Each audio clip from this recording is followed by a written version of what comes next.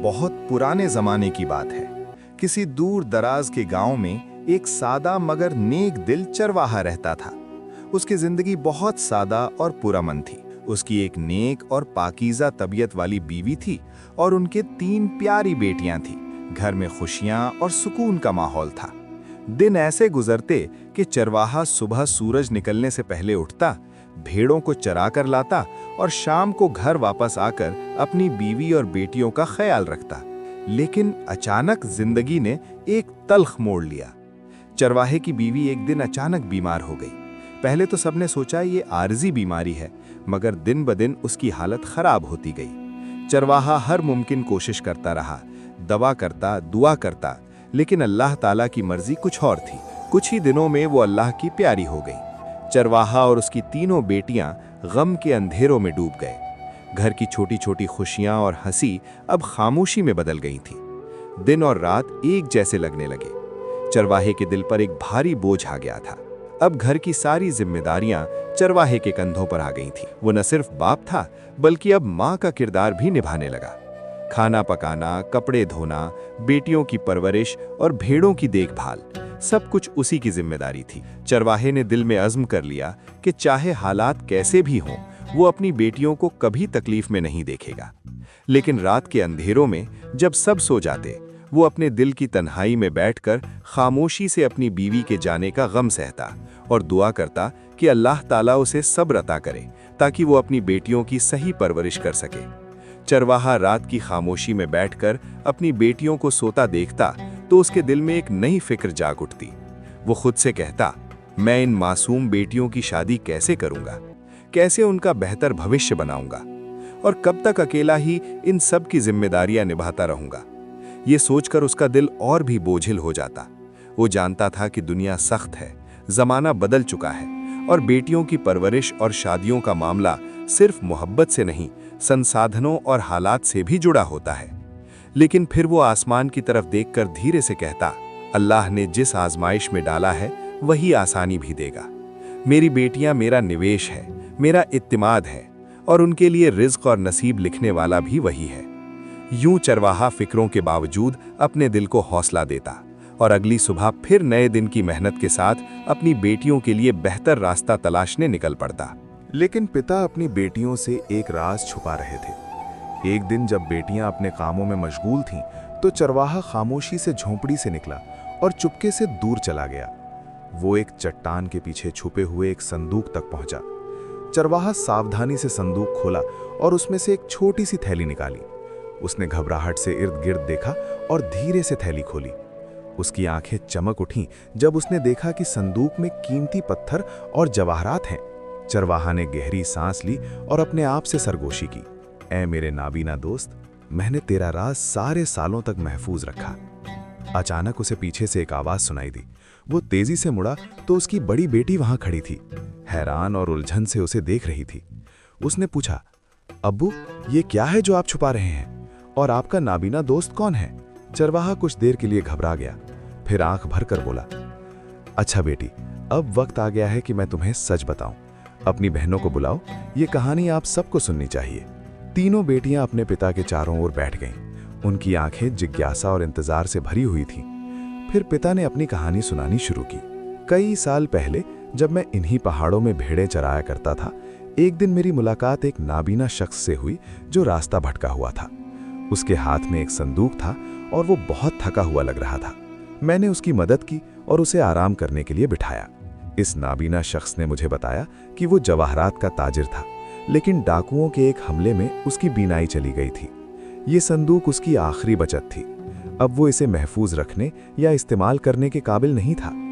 उसने मुझसे दुआ की कि मैं ये संदूक उसके लिए महफूज रखूं, ताकि जब वो वापस आए तो अपनी अमानत ले सके। मैंने उसे राज रखने और उसके खजाने की हिफाजत करने का वादा किया। दिन गुजरते गए, लेकिन कोई ना आया। मैं वक्त बवक्त संदूक चेक करता रहा ताकि यकीन हो कि वो महफूज है, लेकिन मैंने कभी उस पर कब्जा करने के बारे में न सोचा। ये मेरे नाबीना दोस्त के साथ किया हुआ वादा था और मैं कभी अमानत में खयानत नहीं करता। बेटियां एक दूसरे को हैरानी से देखने लगीं। फिर सबसे छोटी बेटी ने पूछा, लेकिन अब्बू, आपने ये बात पहले क्यों नहीं बताई? चरवाहा आह भरकर बोला, मुझे डर था कि कहीं आपके दिलों में लालच न पैदा हो जाए। फिर एक दिन जब चरवाहा भेड़ें चरा रहा था, नाबीना शख्स अपनी अमानत वापस लेने आया। चरवाहा उसे संदूक वाली जगह पर ले गया, लेकिन जब उसने चट्टानों के बीच देखा तो संदूक गायब था। चरवाहे के दिल पर खौफ छा गया और वो बोला, ये संदूक कहाँ गया? क्या किसी ने चोरी कर लिया या मैं इसकी सही जगह भूल गया हूँ? नाबीना आदमी गुस्से से बोला, ऐ चरवाहे, संदूक कहाँ है? क्या तुमने मुझे धोखा दिया और इसे अपने पास रख लिया? चरवाहा कांपते लहजे में जवाब दिया, नहीं, मैं कसम खाता हूं कि मैंने इसे हाथ तक न लगाया, ये हमेशा यहीं रहा। दोनों चट्टानों के बीच तलाश करने लगे, लेकिन उन्हें संदूक ना मिला। तब चरवाहा बोला, मैंने इस संदूक को बहुत समय तक महफूज रखा और इसकी जगह सिर्फ मुझे और मेरी 3 बेटियों को मालूम थी। नाबीना आदमी को चरवाहे की बात पर यकीन न आया और वो करीब के गांव में काजी के पास शिकायत लेकर गया। काजी ने चरवाहे को बुलाने का हुक्म दिया। काजी ने नाबीना आदमी की कहानी और चरवाहे पर इल्जामात सुने। फिर चरवाहे की तरफ मुड़कर पूछा, तुम्हारा इस मामले ने क्या कहना है? चरवाहे ने अपनी कहानी सच्चाई से सुनाई और यकीन दिलाया कि उसने कभी अमानत में खयानत नहीं की। काजी ने कहा, चाहे तुम सच्चे हो, लेकिन तुम अभी इस नाबीना शख्स के मकरूज हो जब तक तुम उसकी अमानत वापस न कर दो। फिर उसने चरवाहे को 1 महीने कैद की सजा सुनाई और कहा, अगर यह संदूक इस 1 महीने के अंदर न मिला तो मैं तुम्हें 7 साल कैद की सजा दूंगा। जब चरवाहे की बेटियों को अपने बाप के साथ होने वाले वाक़ये का पता चला तो उन्होंने नाबीना आदमी से माफ़ी मांगने का फैसला किया ताकि वो उनके बाप को माफ़ कर दे। तीनों लड़कियां नाबीना आदमी के पास गईं, लेकिन उसने शर्त रखी। नाबीना आदमी ने लड़कियों से कहा, मैं तुम्हारे बाप को माफ़ कर दूंगा, लेकिन एक शर्त पर। लड़कियों ने पूछा, वो शर्त क्या है? नाबीना आदमी बोला, मेरी शर्त यह है कि तुम तीनों में से एक मेरी बीवी बन जाए। लड़कियां इस अजीब मुतालबे से हैरान रह गईं और एक दूसरे को उलझन से देखने लगी। बड़ी बेटी ने कहा, तुम हमसे ये कैसे मांग सकते हो? हम तुम्हें जानते तक नहीं। नाबीना आदमी ने जवाब दिया, ये मेरी एक ही शर्त है, या शादी या तुम्हारा बाप जेल में रहेगा। लड़कियां गम और परेशानी लेकर घर वापस आ गईं। अगले दिन चरवाहे की बेटियों ने फैसला किया कि वो जेल जाकर अपने बाप से मुलाकात करेंगी, लेकिन अजीब बात यह थी कि सबसे छोटी बेटी ने उनके साथ जाने से इनकार कर दिया। बहनों को समझ ना आया कि उसने ऐसा क्यों किया।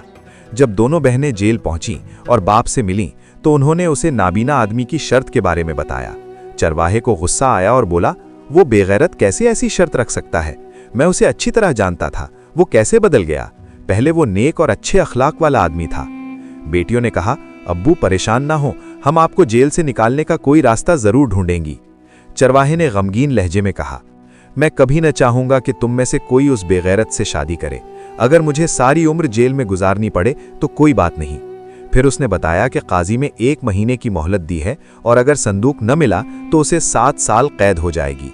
मुझे तुम्हारी फिक्र है, खास तौर पर उस बेगैरत आदमी से, जबकि मैं यहाँ कैद में हूँ। दोनों बेटियों ने कहा, फिक्र न करें अब्बू, हम कोई रास्ता निकालेंगी। चरवाहे ने पूछा, तुम्हारी छोटी बहन क्यों नहीं आई? बड़ी बेटी ने जवाब दिया, जब हमने उससे आपसे मिलने के लिए कहा तो उसका चेहरा बदल गया और उसने आने से इनकार कर दिया। चरवाहे ने कहा, कोई बात नहीं, लेकिन उसे बता देना कि मैं उससे बहुत प्यार करता हूँ। बेटियों ने कहा, जी अब्बू। फिर वे घर वापस आ गईं। तीनों बहनें इकट्ठी हुई ताकि मशवरा करें। बड़ी बेटी, हम अब्बू को जेल में नहीं छोड़ सकते, हमें कोई हल निकालना होगा। दरमियानी बेटी, लेकिन हम एक नाबीना अजनबी से शादी कैसे कर सकती हैं? वो हमसे उम्र में भी बड़ा है, ये तो जुल्म है। छोटी बेटी खामोश रही और बहस में शामिल ना हुई। बड़ी और दरमियानी बहन को शक होने लगा कि शायद छोटी बहन ही ने सोने का संदूक चुराया है, इसी वजह से बाप जेल में है। वो ना बाप से मिलने गई थी, न ही अपनी राय दे रही थी। बड़ी बहन ने छोटी से पूछा, तुमने अपनी राय क्यों नहीं दी? छोटी बहन ने जवाब दिया, मेरा कहने को कुछ नहीं। बड़ी बहन ने कहा, इंशाअल्लाह जल्द ही हकीकत सामने आ जाएगी। दिन गुजरते गए और महीना खत्म होने को आया, लेकिन बेटियों को बाप को जेल से निकालने का कोई हल न मिला। आखिरकार बड़ी बेटी ने फैसला किया कि वो अपने बाप के लिए कुर्बानी देगी और नाबीना आदमी से शादी कर लेगी। वो जेल गई ताकि बाप को अपने फैसले के बारे में बताएं। बड़ी बेटी ने बाप से कहा, अब्बू, हमने बहुत सोचा, लेकिन मेरे सिवा कोई रास्ता नहीं। मैं उस नाबीना आदमी से शादी करने को तैयार हूं ताकि आपको जेल से रिहाई मिल सके। चरवाहे ने सख्त इनकार करते हुए कहा, नहीं बेटी, ऐसा हरगिज मत करना, सब्र करो, अल्लाह जरूर कोई रास्ता निकालेगा। मैं अल्लाह पर भरोसा रखता हूँ, वो जानता है कि मैं बेकसूर हूँ और मैंने अमानत में खयानत नहीं की। बड़ी बेटी उदास होकर घर वापस आई, लेकिन बाप के अल्फाज ने उसके दिल को छू लिया था। अब उसे यकीन हो गया कि सिर्फ अल्लाह ही परेशानियों को दूर कर सकता है। तीनों बहनें घर में बेबसी के साथ इंतजार करती रहीं। आखिरकार वो महीना खत्म हो गया जो काजी ने संदूक तलाश करने के लिए दिया था, लेकिन कोई नतीजा न निकला। वो दिन भी आ गया जब बेचारा चरवाहा अमानत में खयानत के जुर्म में सजा सुनाए जाने वाला था। तीनों बहनें अदालत पहुंची। जब वो अदालत में दाखिल हुईं तो उन्होंने देखा कि उनका बाप मुजरिम के कटघरे में खड़ा है, जबकि दूसरी तरफ नाबीना आदमी काजी के फैसले का इंतजार कर रहा था। वो बेटियों की तरफ चालाकी और बदनीयती से देख रहा था। बेटियों ने हैरान होकर सोचा, ये नाबीना आदमी हमें कैसे देख रहा है, लेकिन उन्होंने इस पर ज्यादा तवज्जो ना दी। कुछ ही देर बाद काजी हाजिर हुआ और मुकदमा शुरू हुआ। काजी ने चरवाहे की तरफ देखते हुए पूछा, ए चरवाहे, तुम अपने खिलाफ अमानत में खयानत के इल्जाम के बारे में क्या कहते हो? चरवाहे ने कहा, ए मेरे काजी साहब, मैं आपको कसम खाकर कहता हूं कि मैंने कभी अमानत में खयानत नहीं की और ना ही कभी ऐसा सोचा। अब मैं आपको पूरी कहानी सुनाता हूं। काजी ने पूछा, क्या तुम्हारे पास इससे ज्यादा कुछ बताने को है जो तुम पहले बयान कर चुके हो? चरवाहे ने जवाब दिया, ए काजी, जो कुछ मैंने पहले संदूक और उस नाबीना शख्स की अमानत के बारे में बताया था वो सिर्फ आधी सच्चाई थी। बाकी हकीकत मैंने अपनी बेटियों से भी शर्म के मारे छुपाई हुई थी, लेकिन अब मुझसे बर्दाश्त नहीं हो रहा। मैं और छुपाना नहीं चाहता। काजी ने कहा, तो फिर जो कुछ तुम्हारे दिल में है सच सच बयान करो, ताकि मैं इंसाफ के साथ फैसला कर सकूं। चरवाहे ने कहना शुरू किया, ए काजी साहब, मैंने अपनी बेटियों को बचपन से ही अखलाक, नफ्स की पाकीज़गी और सिर्फ अल्लाह पर भरोसा करने की तरबियत दी। मेरे पास 5 भेड़ें थीं जिनकी आमदनी से हमारा गुजारा हो जाता था। एक दिन जब मैं उन्हें चरा रहा था तो थोड़ी देर के लिए मेरी आंख लग गई। जब जागा तो देखा कि भेड़ियों ने मेरी सारी भेड़ें हलाक कर दी थीं। मैं बहुत परेशान हुआ, लेकिन अल्लाह को याद करके सब्र किया। उसी वक्त वो शख्स वहां से गुजरा जो उस समय तक नाबीना नहीं हुआ था। उसने मेरे कंधे पर हाथ रखकर पूछा, तुम्हें क्या तकलीफ है चरवाहे? मैंने अपना अलमिया सुनाया तो उसने कहा कि गम न करो, मैं तुम्हें 5 नई भेड़ें दे देता हूं। मैंने पहले इनकार कर दिया क्योंकि मैं किसी से मदद लेने का आदी न था, लेकिन फिर सोचा कि अगर ना लिया तो मेरी बेटियां भूखी रह जाएंगी। आखिरकार मैंने उसकी पेशकश कबूल कर ली। मैंने अपनी बेटियों को ये बात नहीं बताई क्योंकि मुझे शर्म आती थी कि कहीं वो ये ना समझ लें कि हमारा रिस्क सदक़े पर चल रहा है। मैं नहीं चाहता था कि उनके दिलों से खुददारी ख़त्म हो। फिर एक दिन वो शख्स नाबीना होकर मेरे पास आया और मुझे जवाहरात का एक संदूक अमानत के तौर पर दिया। मैंने उसकी हिफाजत की, लेकिन जब वो वापस आया तो संदूक गायब था। काजी चरवाहे की बातों से मुतासिर हुआ और बोला, मैं तुम्हारी बातों की सच्चाई महसूस करता हूँ। लेकिन फिर काजी ने कहा, क्या मैं तुम्हें बिना काफ़ी सबूत के बरी कर सकता हूँ? फिर उसने पूछा, क्या तुम्हारे अलावा कोई और भी उस संदूक की जगह जानता था? चरवाहे ने जवाब दिया, मेरे मालिक, मैंने इस अमानत का राज तवील अरसे तक छुपाए रखा क्योंकि मुझे डर था कि कहीं मेरी बेटियों के दिल में लालच ना आ जाए। लेकिन एक दिन मेरी बड़ी बेटी ने मुझे संदूक चेक करते देख लिया, तब मुझे उन्हें सच बताना पड़ा। काजी ने पूछा, क्या तुम्हें शक है कि तुम्हारी किसी बेटी ने संदूक ले लिया हो? चरवाहे ने कहा, मेरे आका, मैंने अपनी बेटियों को अल्लाह के खौफ पर पाला है, उनमें से कोई भी ऐसा काम नहीं कर सकती। काजी ने कहा, तुम्हारी बातों का शुक्रिया, लेकिन अब तक तुम्हारे हक में कोई सबूत नहीं मिला। फिर वो फैसला सुनाने लगा। चरवाहे के पास हाथ उठाकर दुआ मांगने के सिवा कोई चारा ना था। ए अल्लाह, तू जानता है कि मैं मजलूम हूँ, मेरे पास तेरे सिवा कोई गवाह नहीं। उसी वक्त एक खूबसूरत नौजवान अदालत में दाखिल हुआ जिसके हाथों में वही संदूक था जो नादीना आदमी ने चरवाहे को अमानत दिया था। उसने संदूक काजी के सामने रखते हुए कहा, मेरे आका, ये वही संदूक है जिसकी आप तलाश कर रहे हैं। ये चरवाहा बेगुनाह है, इसने अमानत में खयानत नहीं की। नाबीना आदमी के चेहरे पर खौफ के आसार नुमाया हो गए। अदालत में मौजूद सब लोग हैरानी से उस नौजवान की तरफ देखने लगे। काजी ने पूछा, तुम कौन हो? नौजवान ने जवाब दिया, मैं नईम हूं, नाबीना आदमी का बेटा। काजी ने नाबीना आदमी की तरफ इशारा करके पूछा, क्या ये तुम्हारा बाप है? नईम ने कहा, नहीं जनाब, ये मेरे वालिद नहीं बल्कि मेरे चचा नासिर हैं, जो मेरे वालिद के जुड़वा भाई हैं। ये बिल्कुल नाबीना नहीं है, बल्कि इनकी बीनाई ठीक है। मैं इस बेचारे चरवाहे को बेगुनाह साबित करने आया हूँ। काजी ने नईम से कहा, तुम्हें इस मामले के बारे में क्या मालूम है? नईम ने बताया, मेरे वालिद असल नाबीना आदमी तकरीबन 1 महीने पहले फौत हो गए थे। फौत होने से पहले उन्होंने मुझे बताया कि डाकुओं के हमले के बाद उन्होंने अपनी बाकी दौलत इस चरवाहे के पास अमानत रखवाई थी और मुझे वो संदूक वापस लेने भेजा था। जब मैं बाहर निकला तो मैंने अपने चचा नासिर को दरवाजे के पीछे खड़े पाया, जो मेरे वालिद की बात सुन चुके थे। लालच ने उनके दिल में जगह बना ली और उन्होंने संदूक पर कब्जा करने की साजिश की। उन्होंने मुझे महल के एक कमरे में कैद कर दिया ताकि वो चरवाहे के खिलाफ अपना मंसूबा पूरा कर सकें। फिर उन्होंने चरवाहे की जासूसी करके संदूक की जगह का पता लगाया और चचा नासिर ने संदूक चोरी कर लिया। और बस नहीं किया, अपने और मेरे वालिद की मुशाहबत का फ़ायदा उठाते हुए चरवाहे से संदूक का मुतालबा किया ताकि उस पर दबाव डालकर उसकी किसी बेटी से शादी कर सके। मेरे चचा नासिर ने कभी शादी नहीं की थी, क्योंकि हर लड़की उनकी बदअखलाकी की वजह से इनकार कर देती थी। उन्होंने संदूक को महल के बाग में दफन कर दिया था, लेकिन बदकिस्मती से एक नौकर ने यह मंजर देख लिया और मुझे बताया। उसी नौकर ने मुझे कैद से आज़ाद करवाया ताकि मैं यहाँ आकर इस बेचारे चरवाहे को बचा सकूं। नईम की बात खत्म होते ही काजी ने फौरन चचा नासिर को गिरफ्तार कर लिया। उसे 10 साल कैद की सज़ा सुनाई गई। जुर्म भतीजे को कैद करना, भाई की पहचान चुराने की कोशिश, चोरी और झूठे इल्ज़ाम। चरवाहे को तमाम इल्ज़ामात से बरी कर दिया गया। चरवाहे की बेटियां खुशी से झूम उठीं। चरवाहे ने नईम से माफ़ी मांगी। मैं तुम्हारे वालिद के बारे में गलत शक का कसूरवार हूँ।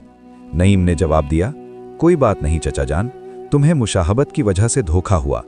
चरवाहे ने छोटी बेटी से पूछा, तुम जेल क्यों नहीं आई थीं? छोटी बेटी ने रोते हुए जवाब दिया, अब्बू, मैं आपको इस हालत में देखने की हिम्मत नहीं कर पाई। मैंने इतना रो रो कर अपनी आंखों का नूर खो दिया था। बड़ी बहनों ने छोटी से माफ़ी मांगी। हमें माफ़ कर दो, हमने तुम्हारे बारे में गलत शक किया था। छोटी बहन ने दिल खोलकर माफ़ कर दिया। चंद दिनों बाद नईम, जो असल नाबीना शख्स का बेटा था, चरवाहे के पास आया। उसके हाथ में वो कीमती संदूक था जिसकी अमानत अब तक महफूज रखी गई थी। नईम ने चरवाहे की तरफ मुस्कुराकर कहा, चचा जी, ये संदूक आपकी मेहनत, ईमानदारी और नेक दिली की गवाही है। मैं चाहता हूं कि आप इसका एक हिस्सा ले लें। यह आपकी बेटियों की शादियां, उनका मुस्तकबिल और एक अच्छी जिंदगी बनाने के लिए काफ़ी है। आपने इसे बड़ी मोहब्बत और समझदारी के साथ संभाला, इसलिए ये हक आपका है। चरवाहा ने हैरत और खुशी का मिला जुला एहसास महसूस किया। उसके दिल में अल्लाह का शुक्र जागा और वो खामोशी से दुआ करने लगा कि अल्लाह हमेशा उसकी बेटियों की हिफाजत करे। अब चरवाहा के पास वसाइल और कुव्वत थी कि वो अपनी बेटियों की शादियां कर सके, उन्हें अच्छी तरबियत दे और अपनी जिंदगी में खुशियां वापस ला सके। ये लम्हा न सिर्फ चरवाहे के लिए बल्कि बेटियों के लिए भी सुकून और खुशी का बायस बन गया।